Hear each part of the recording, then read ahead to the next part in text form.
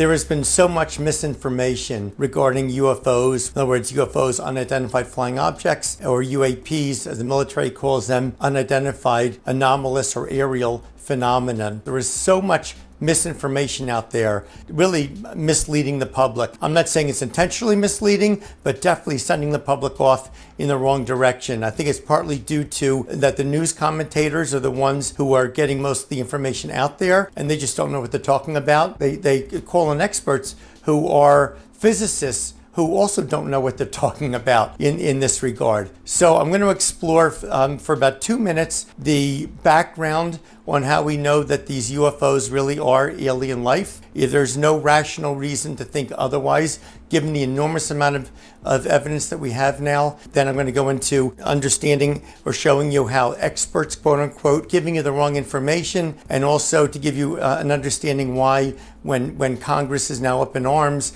and news people are up in arms saying, hey, we own the military, we're the taxpayers, we're the public, we have a right to this information. Not necessarily. So here we go. So just to start off very quickly, my name is Rich Roberts. I'm a medical doctor. I'm also a doctor of biophysics. I was educated and then trained at the University of Pennsylvania and Harvard, respectively. And for 24 years, I was the president and chief executive officer of URL Pharma, a pharmaceutical company. Regarding my channel here, my YouTube channel, there is no place to donate. I do not have commercials on it. I don't know if there's commercials when you watch, but if so, that's YouTube doing it. Nothing to do with me. And there's no merchandise to buy. I'm here strictly for you. So let's get going.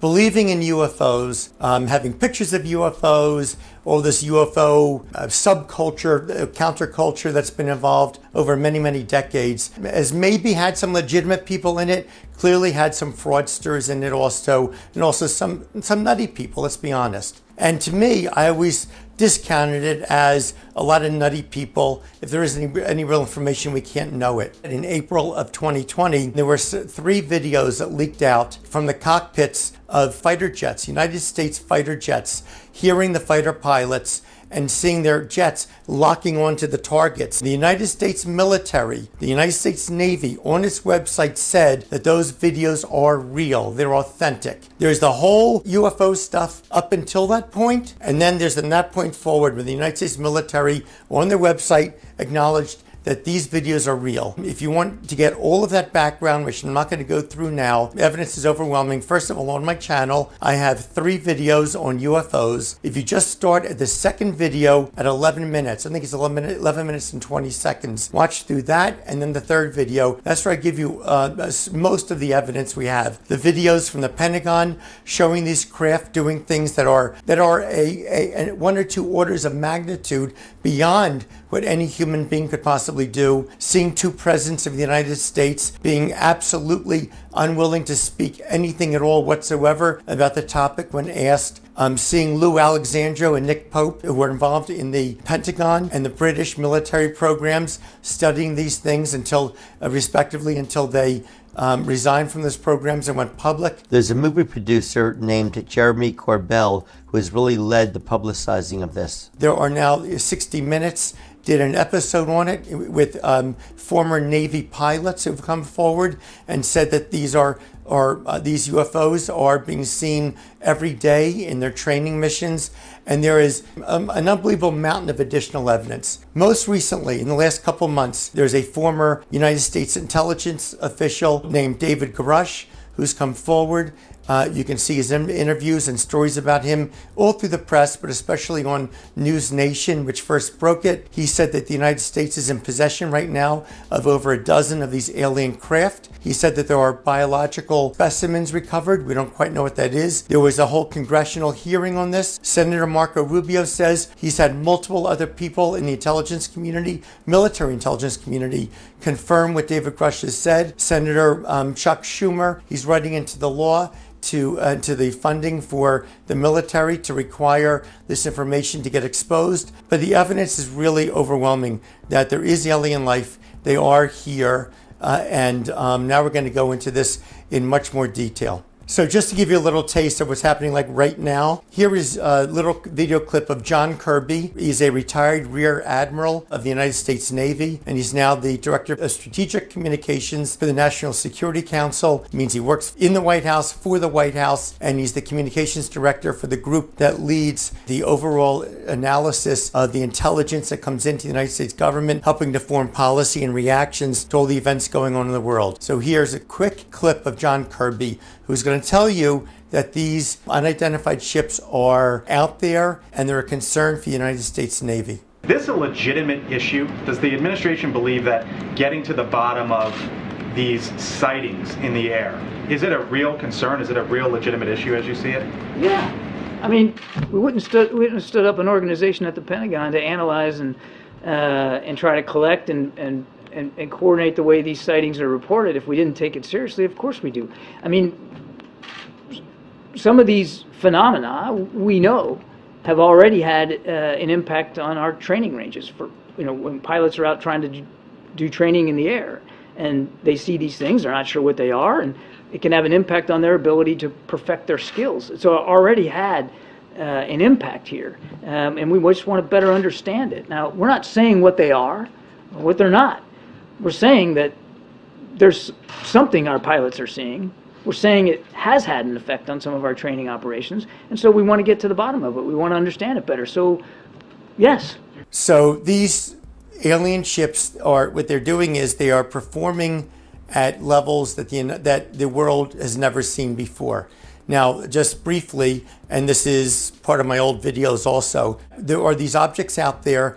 They're following United States military operations. They also seem to follow nuclear facilities. And then, by the way, it's not just the United States, they're all over the world. When you're standing here on the Earth, the amount of force you feel is 1 G of force. G is a gravitational acceleration constant. It doesn't matter. It's just 1 G of force is what we feel standing on Earth. If you go to the moon, you can bounce up and down a bit because there's less than 1 G of force. The moon is smaller, less gravity acting on people on the surface. When you go in a car and you hit the gas pedal or the electric pedal, if you have a Tesla or whatever, you feel yourself pulling back. That's force acting on you. That's a certain amount of force acting, pulling you back. The amount of force that a human body can withstand is about 8 to 9 Gs of force. There are records at higher Gs for a tiny bit of time, but for the most part, most people cannot withstand more than 8 to 9 Gs of force. Our fighter aircraft, which go extremely fast, up to about 2,000 to 2,500 miles per hour, when they go into turns, they get a lot of Gs of force on them. The maximum Gs of force that a fighter jet can withstand before the wings rip off is about 18 to 20 Gs of force. If you calculate the movement of these objects, they're pulling about 300 Gs of force. There's no question that these are not from this world. Pilots are reporting UAP at altitudes that appear above them at 40,000 feet, potentially in low Earth orbit or in the gray zone below the Kármán line, making inexplainable maneuvers like right-hand turns and retrograde orbits or J-hooks. If everyone could see the sensor and video data I witnessed, our national conversation would change. As a matter of fact, forget thinking about maybe Russia or China, because again, you'll go back to my old videos, or you can watch 1,000 videos online from very legitimate news sources documenting that at least as early as 1947, the United States military has had people in the military hierarchy reporting these objects being seen or being encountered with. In 1947, the Nazis developed the jet engine in the end of World War II, around 1945, to be passing the speed of sound, which is about 700 miles per hour, let alone going astronomically beyond that, is clearly been going on for about 75 years for what we know in our reporting, maybe long before that. There's no way this is human. My office received a protected disclosure from Eglin Air Force Base indicating that there was a UAP incident that required my attention. I sought a briefing regarding that episode and brought with me Congressman Burchett and Congresswoman Luna. And we did see the image. And we did meet with one member of the flight crew who took the image. The image was of something that I am not able to attach to any human capability, either from the United States or from any of our adversaries. And I'm somewhat informed on the matter, having served on the Armed Services Committee for 7 years, having served on the committee that oversees DARPA and advanced technologies for several years. So now let's look at the first case of misinformation. There are going to be two different videos we're going to see from a physicist who is an astrophysicist who's very popular on television programs and series and being interviewed now because I think he's like the expert. And his name is Dr. Neil deGrasse Tyson. I have nothing against him, don't know the guy. He might be a very fine human being, but either he has lost his intellect, or he lacks critical thinking, or he's confused, or there's some conscious motivation.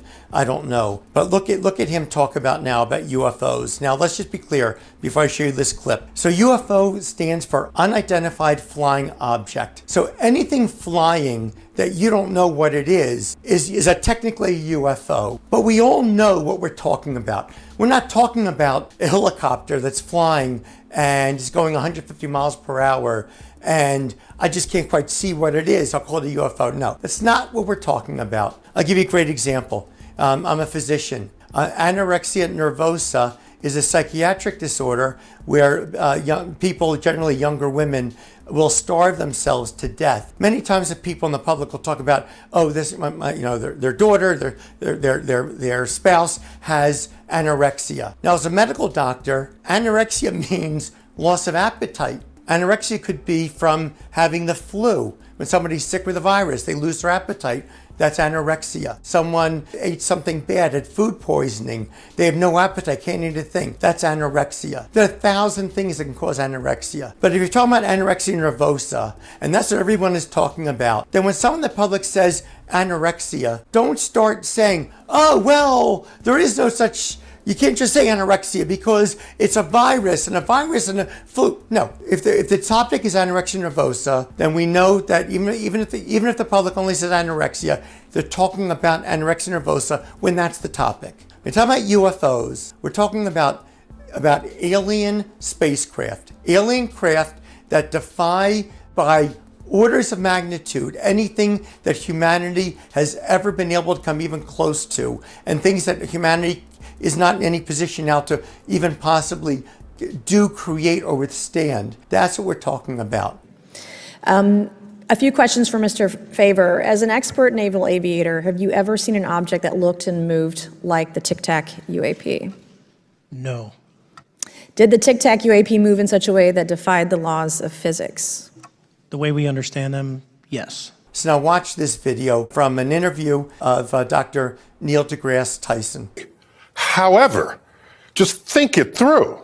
If aliens crossed the galaxy in whatever is their spaceship and arrived at Earth just to throw some balloons across North America, I'm thinking, really? Really? The best they've got are some floaties, cylindrical and octagonal floaties that any F-22 fighter jet can just knock out of the sky. Is saying that the UFOs put out balloons that any of our jets could just shoot down.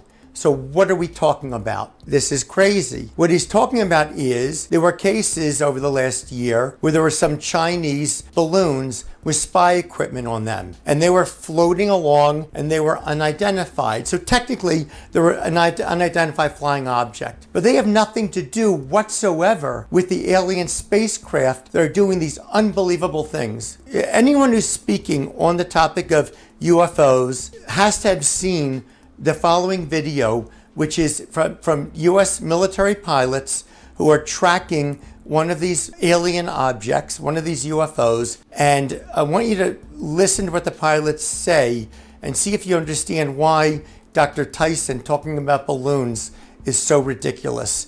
And he has to have seen this video because this is one of the 3 videos that the United States military came out and said, these are legitimate, true videos.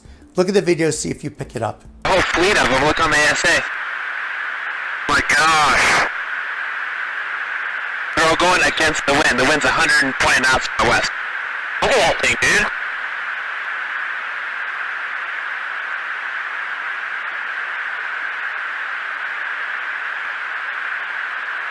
That's not our LNS stuff, is it? It's not. That is the LNS, dude. Well, if there's like... Look at that thing! It's rotating.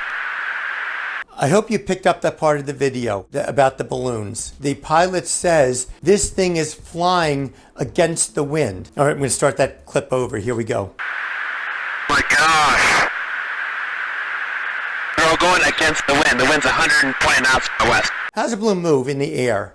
A balloon moves by the wind blowing it. If you take a hot air balloon ride, what the pilot does is he knows from information, data he's getting, at what height the winds are going in which direction. And he goes up to that level, and the balloon floats with the wind. If he has to go in another direction, he finds out if he has to go lower or higher to get a wind that's going in the direction that he wants to get to. Balloons just float with the wind. I'm going to show you the clip again. The pilot says it's flying against the wind, and the wind is 120 miles per hour in the opposite direction. So the wind is going 120 miles per hour this way. This UFO is going that way. It's not a balloon. Look at the clip again.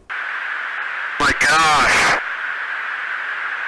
They're all going against the wind. The wind's 120 knots from the west. Why in the world is Dr. Tyson saying that these are alien balloons? The balloons he's talking about were Chinese balloons with spy equipment on them. Has nothing to do with these alien ships that our naval aviators, the ones who are flying the fighter jets, are amazed at the speeds and the action that these things are doing. As we started clockwise towards the object, my Wizzo and I decided to go down and take a closer look with the other aircraft staying in high cover to observe both us and the Tic Tac.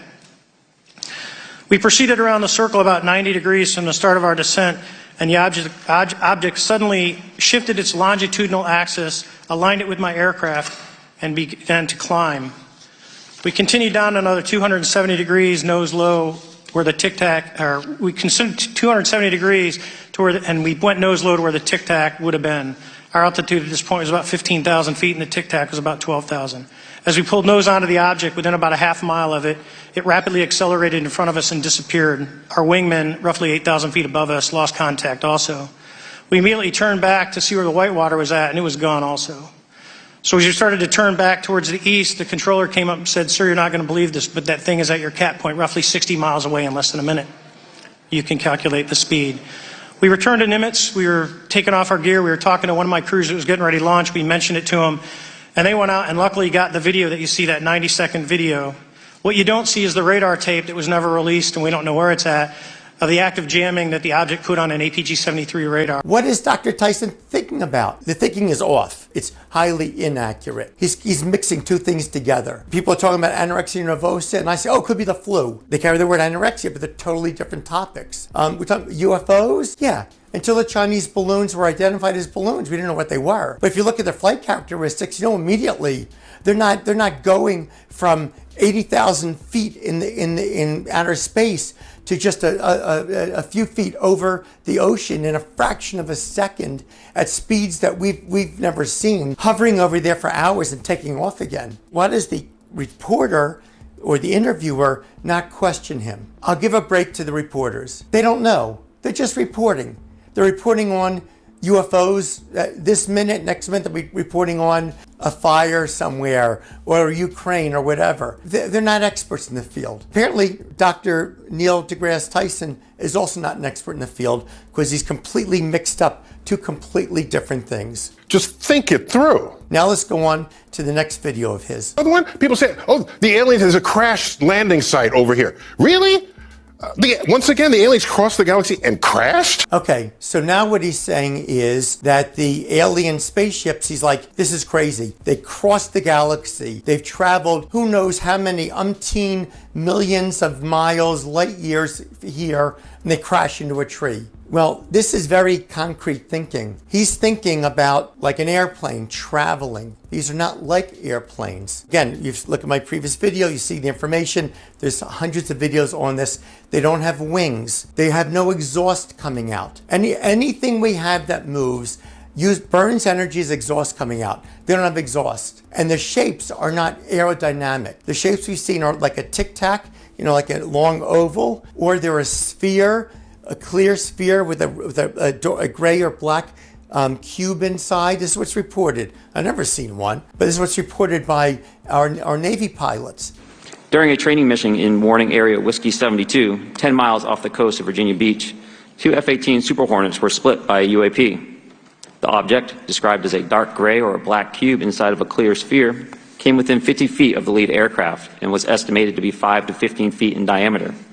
The mission commander terminated the flight immediately and returned to base. These are not aircraft that are, and they don't have, and they're not traveling like we know travel. That's why I proposed previously that our whole concept of travel might not apply to them, which might explain how they get here. We know that we live in a four-dimensional space-time, and we know that massive objects bend space-time. So the straight line from one point to another, if space-time is bent, actually curves. That's Einstein's theory of general relativity. It's been shown now in experiments that occurred 40 years after he made this theory. We know from the theory of general relativity that objects of mass bend space-time. We also now know that dark matter, dark energy, which is 95% of the mass and the energy of the world, also bend space-time, but there's no mass there. We don't have a complete understanding about space-time and how it bends or doesn't bend.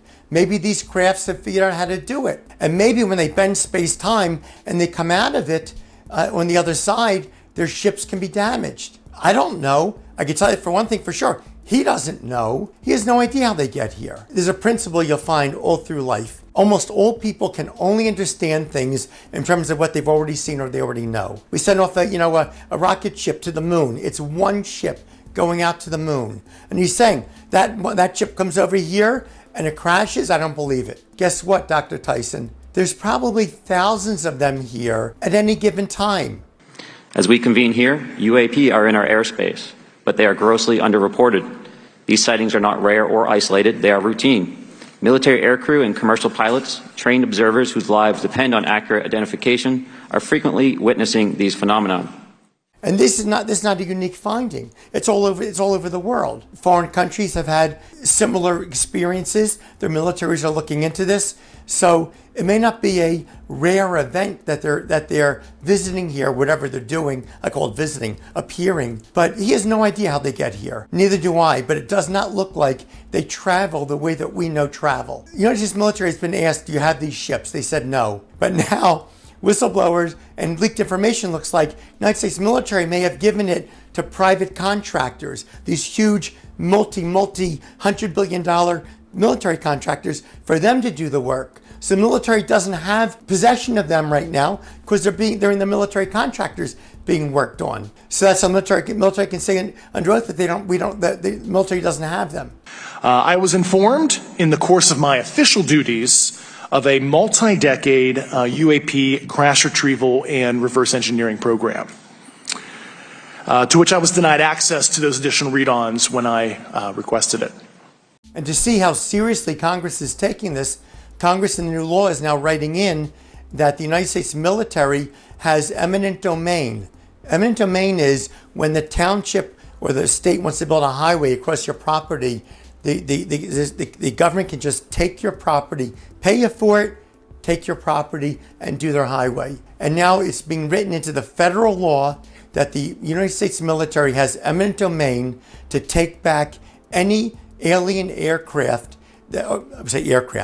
spaceships, whatever you want to call them, that are in the possession of private contractors, to try to claw this stuff back and get a handle on it. So when Dr. Tyson says, again, he may be a wonderful person, but he is just not giving an accurate analysis or insight into what is likely going on here. These things are very real. Now you'll see an interview of a physicist, Dr. Michio Kaku. Again, he might be a wonderful person, but look at what he says. He is just doesn't know what he's talking about. Here it goes. Now, so far, we have not seen the smoking gun. We have not seen evidence of DNA, for example, from these alien bodies. No ifs, ands, or buts. As soon as we have alien DNA or an alien chip, end of story. He's a smart guy. He wants to see the alien DNA because David Grusch, in his testimony before Congress, said when a ship goes down, an airship goes down, there's a reasonable expectation. In some cases, you're going to recover the pilot. And he says that we have biological material that's been recovered, and he said that he'll be glad to give all the details, where it is, what it is, to Congress in a secret session. If you believe we have crashed craft, stated earlier, do we have the bodies of the pilots who piloted this craft? As I've stated publicly already in my News Nation interview, biologics came with some of these recoveries. Yeah.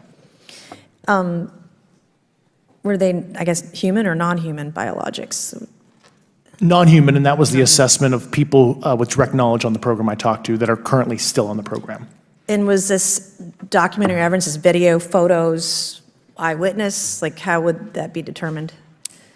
The specific documentation I would have to talk to you in a skiff about.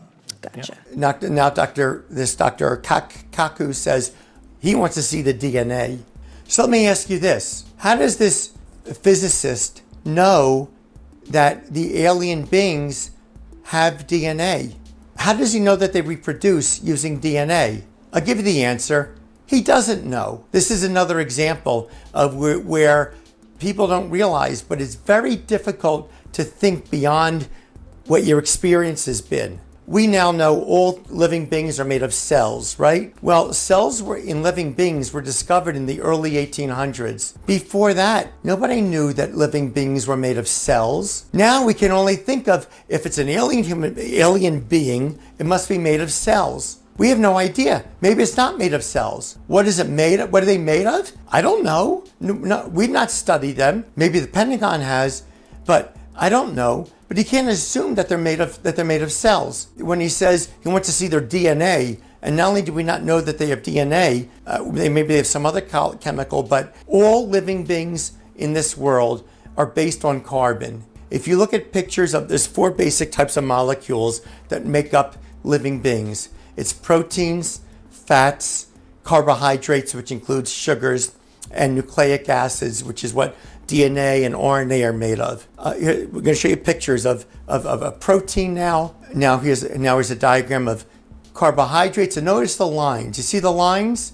The lines that go and they connect to each other? You see other chemicals there. Nitrogen, N, nitrogen, O, oxygen. You see those. But you also see these lines. Look at fats now, and look at nucleic acids.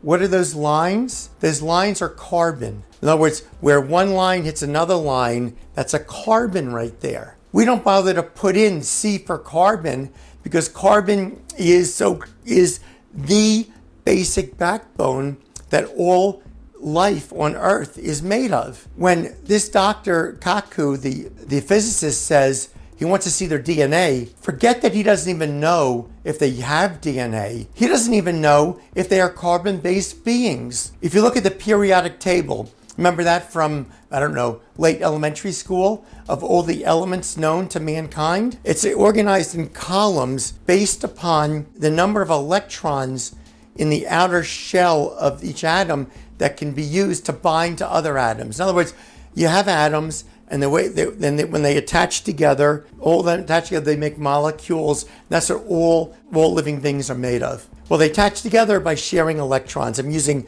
the most basic model called the Bohr theory, Niels Bohr theory of atomic structure. I'm not talking about quantum mechanics. It's not necessary to go there for this discussion. But you go down a column; those all have the similar electrons called valence electrons out on the outer core, so they can make similar attachments to other atoms to build molecules. Carbon is the basic atom on which all life on Earth is made. All the molecules that make us up are based on carbon. Well, if you go down one step, you have silicon. Silicon also has the similar binding characteristics, similar electrons on the outer core to make bonds with other. Maybe these beings are silicon based. As a matter of fact, there's a very intriguing case in South America of a crashed UFO and 2 bodies being recovered. And all the people that came anywhere near contact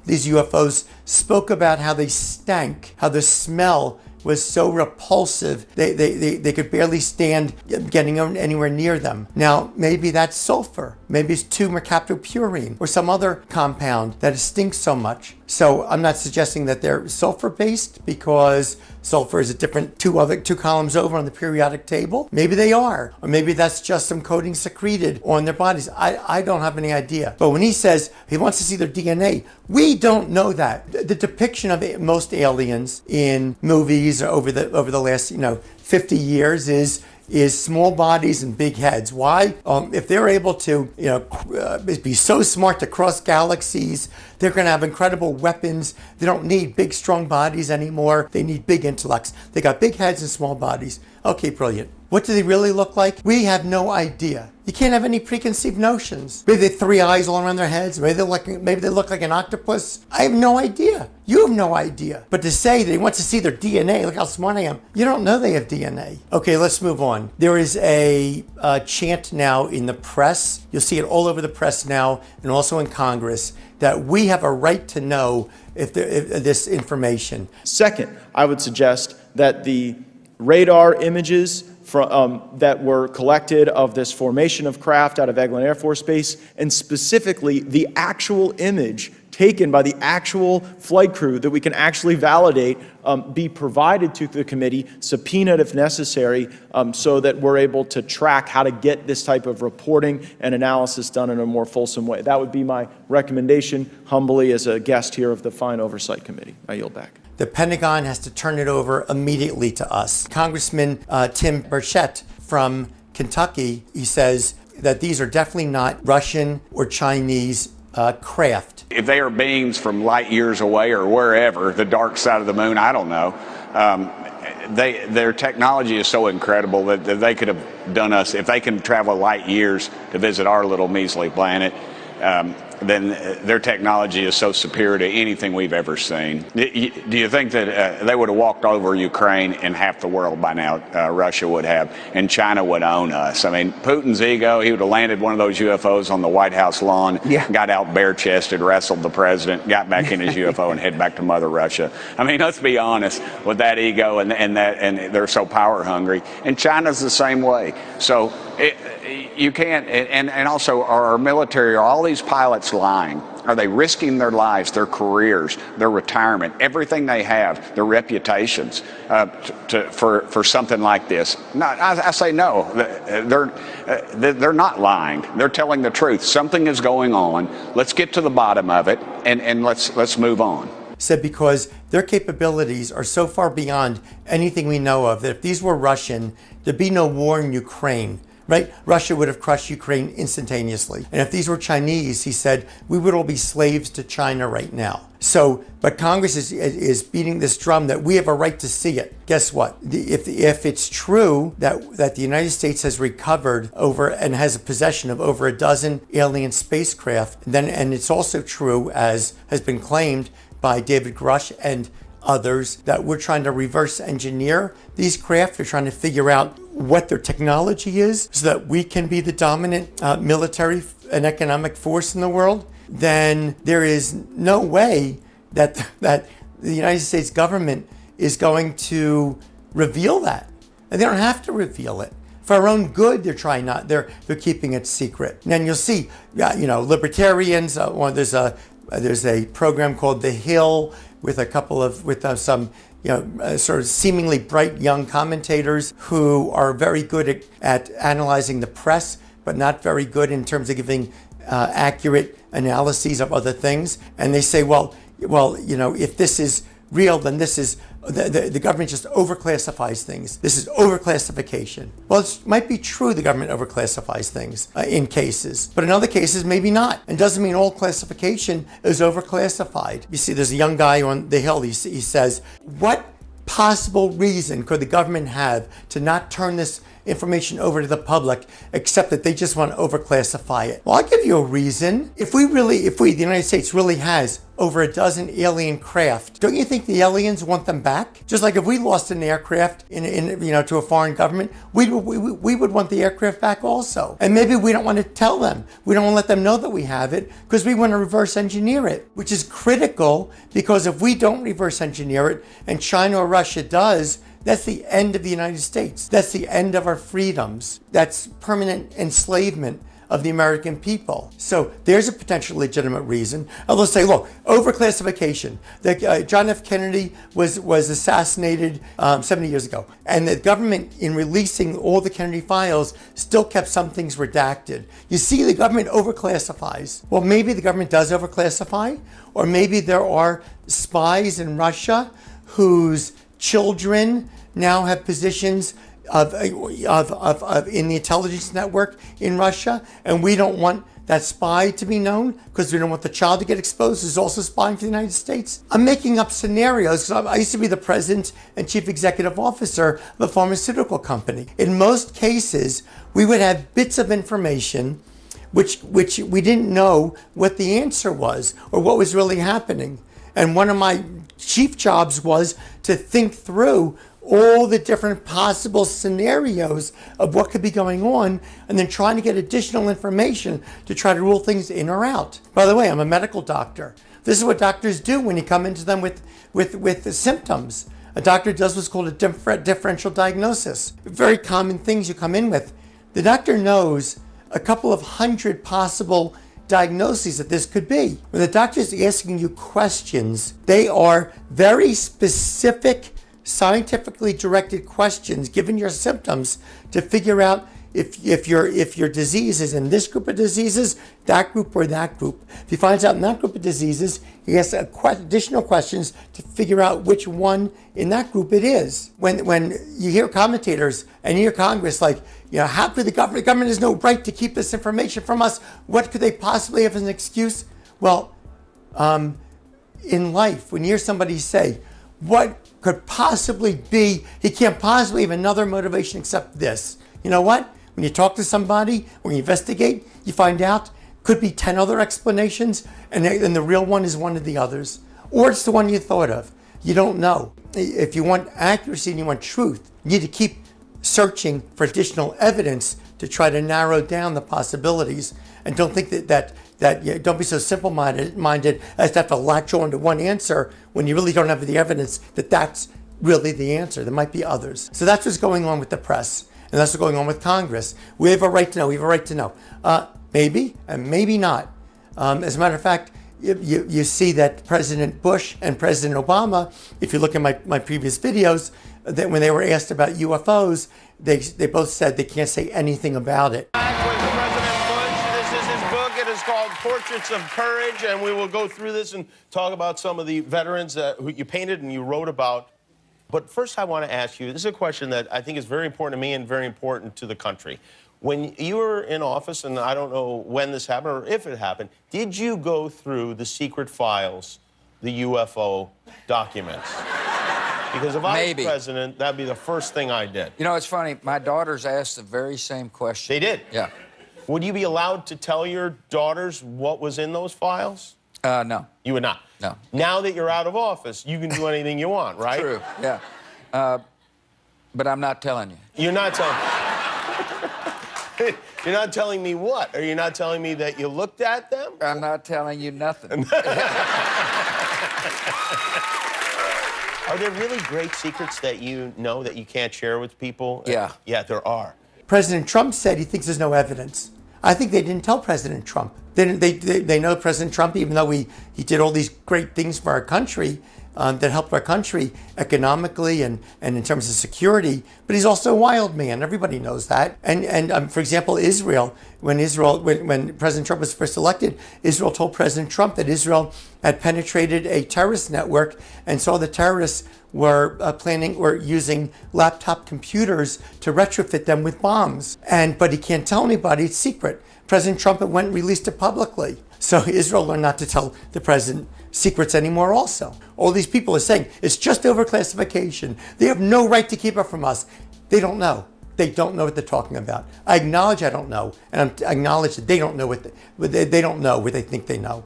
So don't be so sure. In his testimony before Congress, David Grusch stated that he was asked if the United States is in communication with these alien forces. And he said it's something he can't speak to except in a SCIF. A SCIF is like an underground facility which is, shielded against any kind of electromagnetic surveillance. It looks like maybe we are. Okay.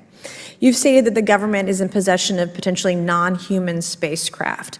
Based on your experience and extensive conversations with experts, do you believe our government has made contact with intelligent extraterrestrials? Something I can't discuss in public setting. I said in April of 2020, the United States military confirmed that these 3 videos were legitimate. In December of 2020, the retired Israeli director of space security came out and said that the United States and Israel are in communication with a galactic federation, and that part of the agreement with the Galactic Federation is that we will not disclose any of the information about their existence. Now, at the time, I thought, okay, there's a few possibilities. One is the guy's nuts. Another one is he's retired, he wants to write a book and make some money, so he's selling out his integrity. But now that you have this secrecy going on that even the United States Congress cannot get into and is going ballistic to try to get into, and you have ex-presidents who are completely mum on the matter, and you now have this whistleblower who's was a high member of the defense intelligence apparatus, and you have Senator Marco Rubio stating that there's other corroborating witnesses who are also actively part of the military program, and you have Senator Chuck Schumer also on board with this. And by the way, Senator Harry Reid, who is now deceased, he's the one who was funding one of these military projects to investigate these UFOs going back decades ago. Now I'm starting to wonder, maybe this Israeli guy is telling the truth. Is he? I don't know. It's intriguing though. And I'll leave you with another little tidbit. Iran, as we all know, is trying to build nuclear weapons to attack and destroy Israel and to kill every Jew in Israel. Of course, if they do that, they're going to kill a lot of Arabs also, because there are over 1.5 million Arabs that are citizens of Israel, full citizens. Israel has said that if Iran attacks Israel before then, or if Iran gets the bomb, then Israel is going to unleash weapons that have never been seen before. Now, makes me wonder, if you want to go through all the world, what's the country with the greatest concentration of scientists, of new developers of ideas, of technologies, where they understand that they're surrounded by enemies who want to destroy them, and they're now singularly focused on surviving? It's Israel. And that this guy says that Israel and the United States are in communication with this alien galactic force. Who knows? Maybe it's true, maybe it's not. Previous to all this evidence coming out, I never would have entertained that it might be true. So a lot's going on, folks, and please don't be misled by what you see in the press and by the experts saying stuff who are not really experts. Now, might be experts in their field, but whether or not these aliens exist is not in the realm of physics. See, physics doesn't tell you if something exists or not. Physics is trying to develop mathematical formulas that can explain what's going on in the world around us. And then if they're at the highest level of physics, these mathematical formulas can tell you things that that are happening that we've not yet observed. But to know whether or not aliens are real, that's not in the realm of physics. That's in the realm of reality, of evidence.